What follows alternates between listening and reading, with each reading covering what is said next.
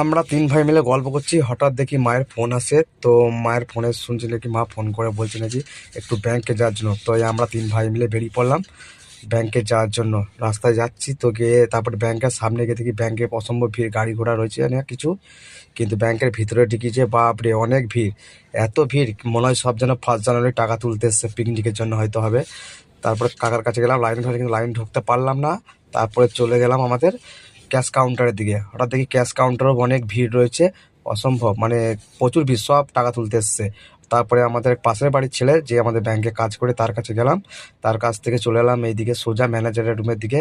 তো ম্যানেজারের রুমেও দেখছি অসম্ভব ভিড় রয়েছে, কারণ বুঝতেই পারছো 1 জানুয়ারির ব্যাপার। তারপরে বেরিয়ে পড়লাম, গাড়ি পেট্রোল ছিল না, তাই পেট্রোল ভরতে গেলাম। হঠাৎ পেট্রোল পাম্পে গিয়ে পেট্রোল পাম্প নেবো বলে গেছি, তখন দেখছি ট্যাঙ্কার খালি হচ্ছে, দিয়ে পেট্রোল পাম্পওয়ালাকে বললাম। তো আমার ভাই দেখছি গাড়ির ট্যাঙ্কি খুলতে পারছে না, তো আমি আবার বললাম আমাকে ছাড়, আমি আবার ট্যাঙ্কি